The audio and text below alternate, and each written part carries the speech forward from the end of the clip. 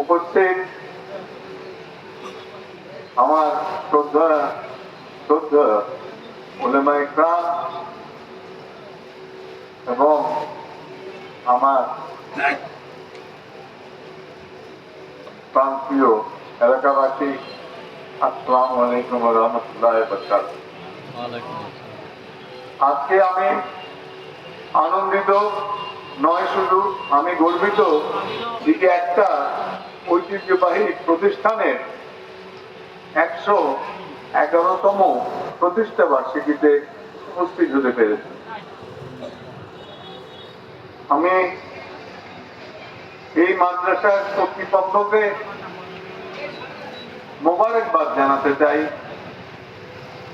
তাদেরকে অভিনন্দন জানাতে চাই, স্বাগতম দিকে আপনারা এখনো এই পুরনো প্রতিষ্ঠানটি আপনারা ধরে রেখেছেন। হাজরান মজলিস, বক্তব্য দেওয়ার যেহেতু সুযোগ পেয়েছি আপনাদের মাঝে, আমি এই ওলেমা ইকরামদের ত্যাগের কথা আমি পুনরায় সকল উপস্থিতির দিকে স্মরণ করিয়ে দিতে চাই। এই দেশের ওলেমা ইকরামের উপরে স্টিম রোলার চলেছে দীর্ঘ 17-18 বছর।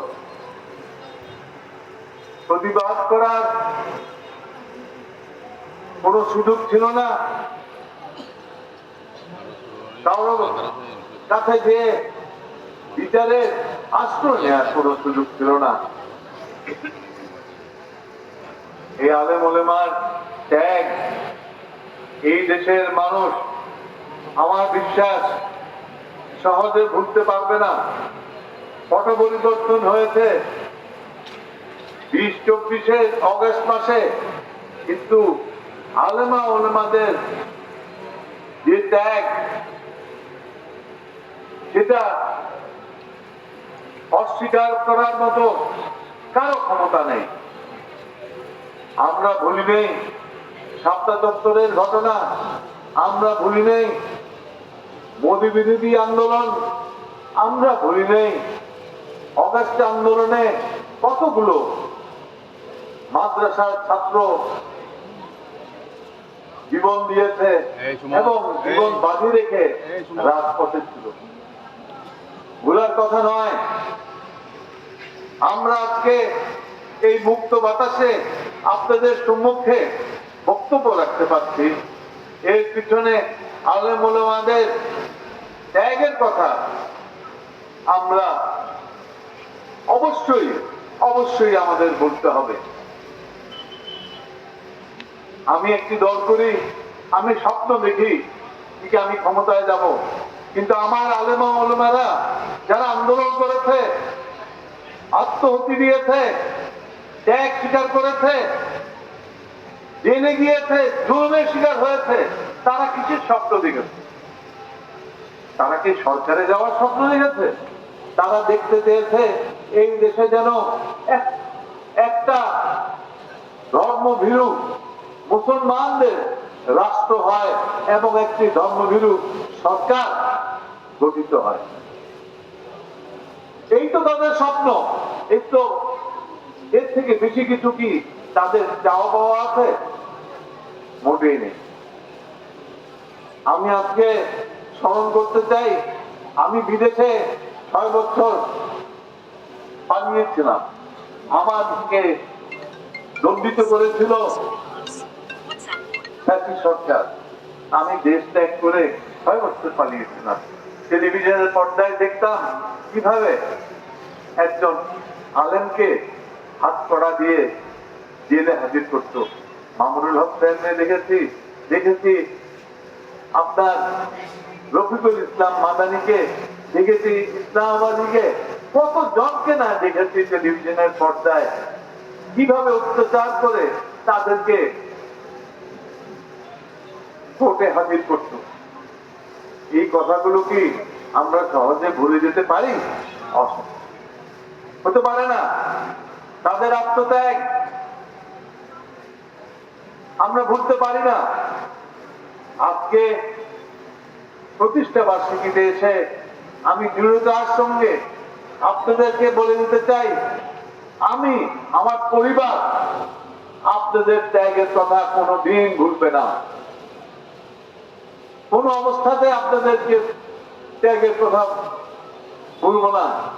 নিশ্চয়ই আপনারা জানেন আমার বড় ভাইকে হত্যা করা হয়েছে এবং আমার বড় ভাইয়ের জানাজা কে পড়েছে তাও আপনারা জানেন।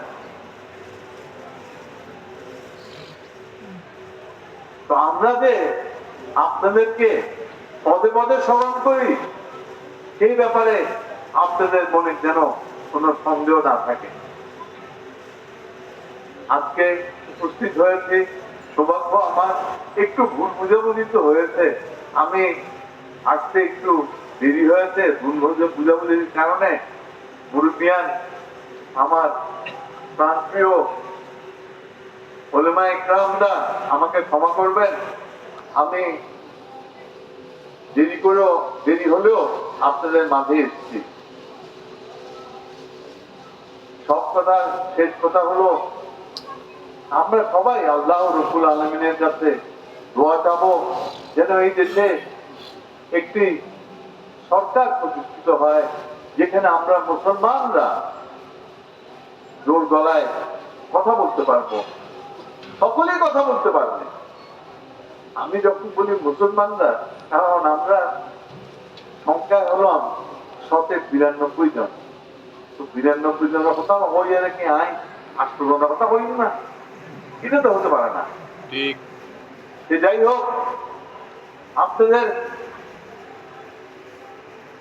যেটা ইচ্ছে, আজকে আমার ধারণা বাংলাদেশ জাতীয়তাবাদী দলের একই ইচ্ছে।